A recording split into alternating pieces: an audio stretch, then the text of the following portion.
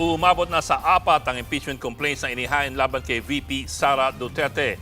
Hindi raw magpapasindak ang mga kongresista sa plano ni Duterte na maging Pangulo. Nasa frontline ng balitang yan si Manan Enriquez. Matapos ang anunsyong pagtakbo ni Vice President Sara Duterte, may naghain agad ng ika-4 na impeachment complaint laban sa kanya.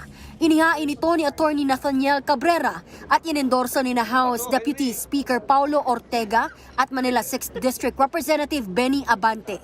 Kabilang sa grounds ang betrayal of public trust at culpable violation of the Constitution dahil sa maling paggamit ng confidential funds at pagbabanta sa buhay ni Pangulong Bongbong Marcos at iba pang miyembro ng pamilya.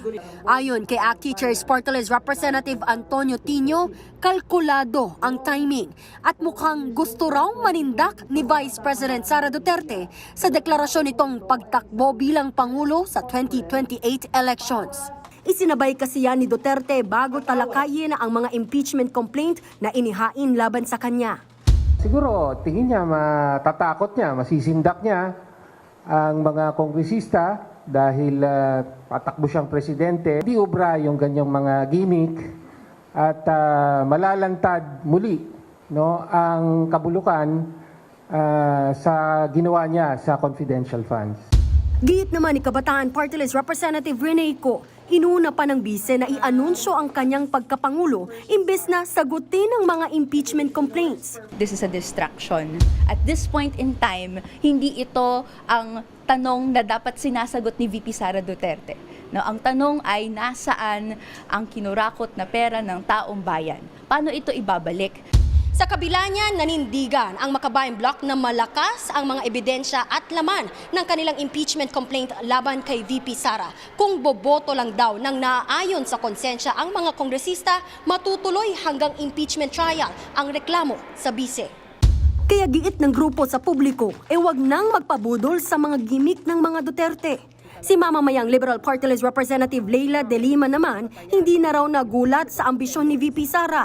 Karapatan naman daw ng bise na magdeklara kahit napakaaga, tulad ng karapatan ng mga Pilipino na singilin ang bise sa mga seryosong aligasyon ng katiwalian at paglabag sa batas. Mas maganda raw na harapin muna ni VP Sara at sagutin ang mga ito bago mag-ambisyong maging Pangulo. Ganito rin ang naging pananaw ni Akbayan Party List Representative Percy Sendanya. Kaya dapat daw hindi maapektuhan nito ang mga miyembro ng Kamara. Pwede natin sabihin na ito yung attempt nila para i-reframe yung narrative na lahat ng nangyayari ay dahil tatakbo siyang presidente. I hope that this will not affect the members of the House and that we fulfill our constitutional mandate of holding erring public officials accountable. Pero para kay Senior Deputy Majority Leader Lawrence Defensor, posibleng malaki ang epekto sa impeachment ng ginawang anunsyo ni VP Sara. It will not affect how the process will go on in terms of hearing it, in terms of deliberations in the Committee on Justice. But I can tell you that it may affect how the voting will come out. I hope that we will be as independent as possible. Dating House Prosecutor si Defensor noong nakaraang impeachment ni VP Sara. Handa raw siya ulit maging prosecutor sakaling umusar ang mga reklamo. Walang vice presidenteng nagsasabi na may kinausap na akong taong handang pumatay sa isang presidente.